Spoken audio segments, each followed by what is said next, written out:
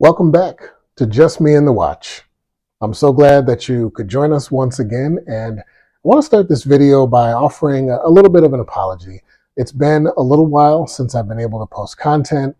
It's just been kind of busy around here between work and home and all of that kind of stuff, and I just really haven't had a chance to.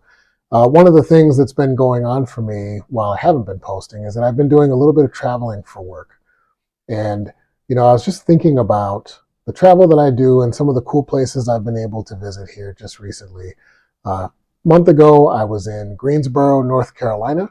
And today, as I record this video, I'm in Atlanta, Georgia.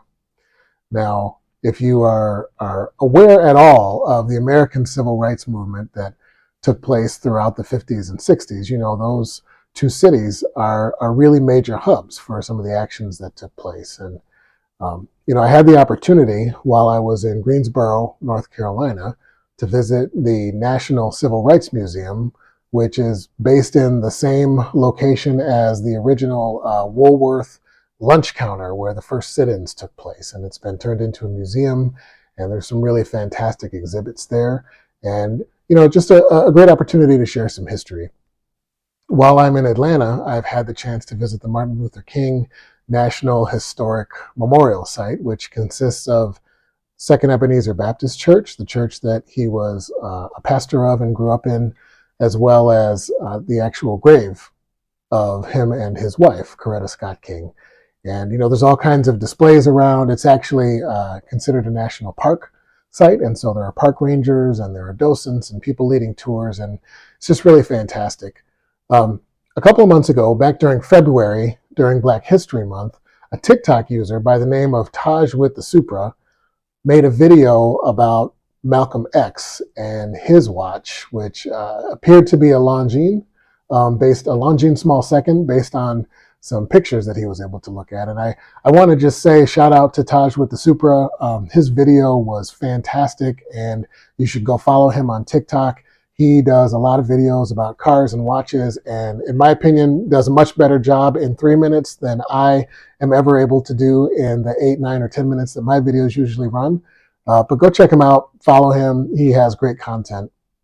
And that really made me think about, how many other civil rights leaders might have been into watches or connected with watches, or how they were connected with timepieces in general. And I know it's fairly common knowledge that Martin Luther King wore a gold Rolex day date with the presidential style bracelet. And, I've been able to find quite a few pictures of him with that watch on. And so when I was at the historical monument, I was able to capture a few pictures, and I just started having these thoughts about how I could pull together a video and just kind of talk about the man that he was, the importance of timepieces, and just some other thoughts along the way. So I just wanted to share those with you. In case anybody out there is curious, I did pick a couple of watches to bring with me on this trip, and these tend to be the kind of go-to watches that I grab when I've got to do travel for work.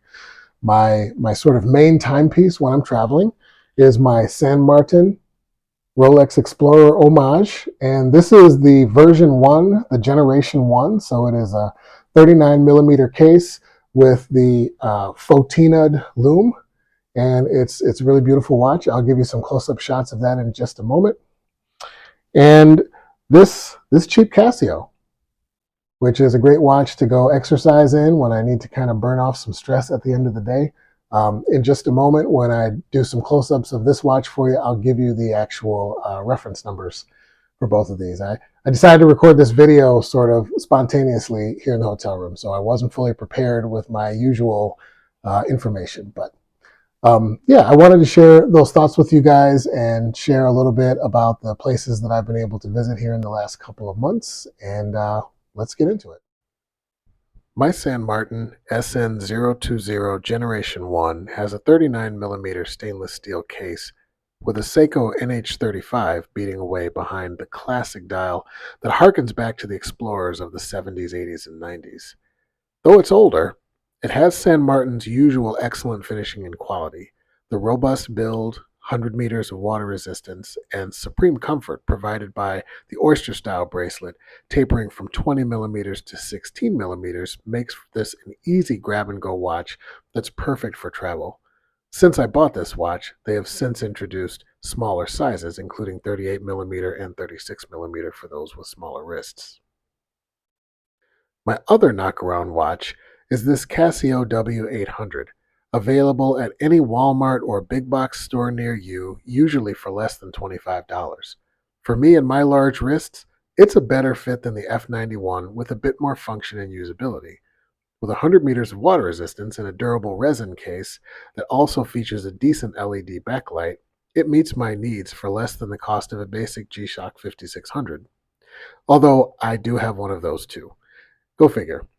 It's a great watch to throw on for a run at the end of the day, or a dip in the hotel pool, or even a quick weight session in the gym. And in case you're wondering, yes, I did do the hack that gives me the countdown timer ability. I'm not here to talk about my own watches, though. Today I'm inspired by Martin Luther King and the thousands of men and women who fought, endured, and overcame incredible odds to try to ensure equality for their children and for future generations. King's watch features pretty prominently in a lot of historical photos of him at key moments of his life. Everything from meeting with the president and other dignitaries, to spending time with his wife and family, to being arrested for engaging in his protests. Once again, I'm finding myself talking about the Rolex Oyster Perpetual Datejust, this time in solid gold with a fluted bezel, champagne dial, and a Jubilee bracelet. The reference 1601 was King's daily driver. It occurs to me that Rolex has been a little bit like Forrest Gump, just coincidentally being on the wrists of history's heroes and villains throughout the last century. The civil rights movement that King would come to embody fought the good fight and, in some cases, even won major victories that secured the right to vote, the end of many Jim Crow laws, and the end of blatant segregationist policies in schooling and housing and other public resources. He truly was a man of the people, and after his life was taken from him, his wife, Coretta Scott King, continued his work and helped to establish the national monument that I got to visit. The two of them are laid to rest there at the memorial beside each other. MLK was a complicated man and a controversial figure in his time, and his life is worthy of much more study. If you ever find yourself in Atlanta, I highly recommend paying a visit to this memorial center. In a similar vein, on February 1st, 1960, four African American men, all freshmen at North Carolina A&T University, decided that they would no longer accept being refused service at their local Woolworth lunch counter. I don't know what kind of watches they were wearing, but Franklin McCain, Ezell Blair Jr., Joseph McNeil, and David Richmond sat down, asked to be served, and then refused to leave. This one act launched a wave of sit-ins across the South, with Black people refusing to leave businesses until they were served. There were some difficult days, and many even faced retaliation. But after 6 months of boycotts and bad press as a result, Woolworth desegregated their lunch counter. All of the businesses in downtown Greensboro and across the rest of the South would follow suit to varying degrees over the next decade. In the years since that day in 1960, that particular Woolworth building has been turned into the International Civil Rights Museum, and it houses the original lunch counter as well as a rich selection of displays and artifacts of the civil rights movement of that time. And again, these young men, and indeed young people across the country, put themselves on the line and made a difference. And these events are worth learning about. If you ever find yourself in Greensboro, North Carolina, stop in and take a tour through the museum. There you have it. Just a couple quick thoughts about some of the experiences that I have gotten to have here just recently. Civil rights history has always been really interesting to me, and it's kind of fun to go down the rabbit holes. So just out of curiosity, what other historical figures are you interested in, especially as it relates to their timepieces? Feel free to leave that in the comments section. And as always, thank you so much for stopping by. Don't forget to like, subscribe, and tell your friends about me.